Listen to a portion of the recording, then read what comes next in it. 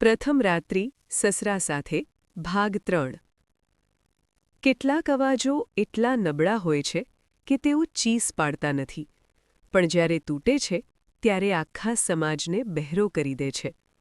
આ એક એવી સ્ત્રીની કહાણી છે જેને શીખવવામાં આવ્યું હતું, ચૂપ રહેવું એ જ શરમ બચાવવાની રીત છે.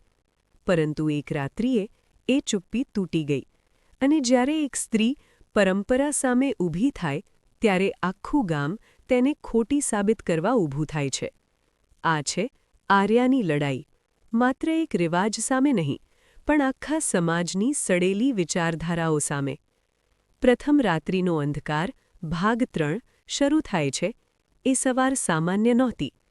સૂરજ ઉગ્યો હતો, પણ એ સૂરજ ગામના આંગણામાં અજવાળું લાવી શક્યો નહોતો, કારણ કે એ દિવસે આર્યા બોલવાની હતી. એના મનમાં આખી રાત એક જ પ્રશ્ન ગૂંજતો રહ્યો: જો આજે નહીં બોલું તો આ ગામની આગલી દીકરી પણ એ જ રાત્રિ સહન કરશે? આર્યાએ પોતાનું માથું ઊંચું કર્યું. આંખોમાં ડર હતો, પણ એ ડર કરતાં મોટું હતું જવાબદારીનું ભારણ.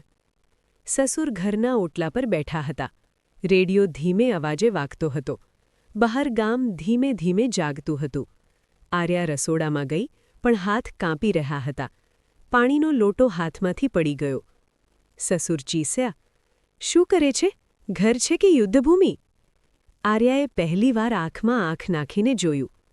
ધીમે પણ સ્પષ્ટ બોલી: હા, આ ઘર મારા માટે યુદ્ધભૂમિ જ છે. સસુર હક્કાબક્કા રહી ગયા. આપણે વાત કરવી છે, આર્યાએ કહ્યું. વાત? કઈ વાત? સસુરનો અવાજ કડક થયો. એ રિવાજ વિશે જે તમે પરંપરા કહો છો.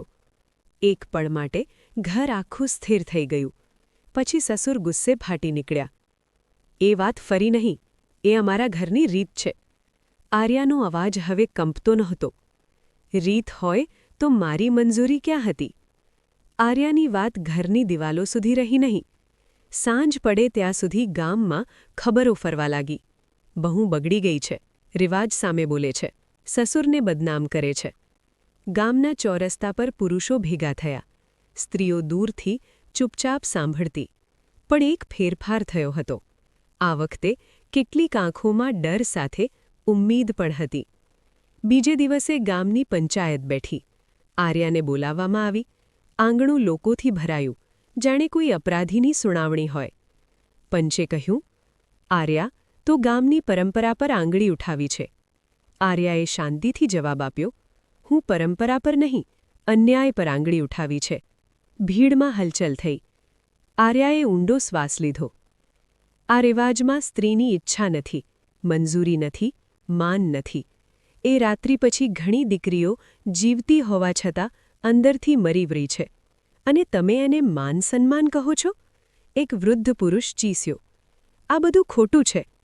આર્યાએ સીધું કહ્યું: ખોટું એ છે કે તમે વર્ષો સુધી સ્ત્રીઓની ચુપ્પીને મંજૂરી સમજી. અચાનક ભીડમાંથી એક વૃદ્ધ સ્ત્રી ઊભી થઈ. તે કંપતી અવાજે બોલી: એ સાચું બોલે છે. પછી બીજી, પછી ત્રીજી.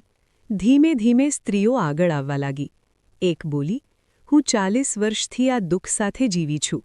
બીજી: મારી દીકરીને એ રિવાજે તોડી નાખી. ગામ સન્નાટામાં ડૂબી ગયું. પંચાયત ભાંગી ગઈ. નિર્ણય આવ્યો નહીં, પરંતુ ડરનું મૌન તૂટી ગયું હતું. સસુર ગુસ્સે ચીસ્યા: હવે આ ઘરમાં તારી જગ્યા નથી. આર્યાએ શાંતિથી કહ્યું: એ ઘર જ્યાં સ્ત્રીની ઈચ્છા નથી, એ ઘર મને જોઈએ નહીં. આર્યાએ ઘર છોડ્યું, પાછળ વળીને જોયું નહીં. પણ ગામની ઘણી આંખો તેને જતા જોઈ રહી હતી. અને પહેલીવાર તેમણે વિચાર્યું: શાયદ એ ખોટી નથી, પણ કહાની અહીં પૂરી થતી નથી. કારણ કે 1. ગામ હવે આર્યાને ચૂપ કરાવવાનો પ્રયાસ કરશે. 2. સમાજ બદલો લેશે. અને 3. આર્યા સામે એવી શક્તિ ઊભી થશે જે સામે ઊભા રહેવું મોત સમાન હશે. ભાગ 4માં આપણે 1. આર્યા શહેર સુધી પહોંચશે. 2. કાયદો, પોલીસ અને મીડિયા આ કહાનીમાં પ્રવેશ કરશે. 3. અને એક એવો ખુલાસો થશે જે આખા વિસ્તારને હચમચાવી દેશે. પણ પ્રશ્ન એ છે, શું સમાજ આર્યાને જીવવા દેશે, કે સત્ય બોલવાની કિંમત તેને પોતાનું જીવન આપી ચૂકવવી પડશે? જો તમને પ્રથમ રાત્રિનો અંધકાર ભાગ 3 હૃદય સુધી સ્પર્શી ગયો હોય તો કૃપા કરીને 1. વિડિયોને લાઇક કરો, 2. ગુજરાતી સ્ટોરી 01 ચેનલને સબસ્ક્રાઇબ કરો. તમારો એક લાઇક એક ચૂપ સ્ત્રીને આવાજ આપે છે. તમારો એક સબસ્ક્રાઇબ અમને હિંમત આપે છે આવી વધુ સત્ય પ્રેરિત કહાનીઓ તમારી સામે લાવવા માટે. PN ભાગ 4 ખૂબ જ જલ્દી આવી રહ્યો છે. એવો અંત જે તમે ક્યારેય નહીં ભૂલી શકો.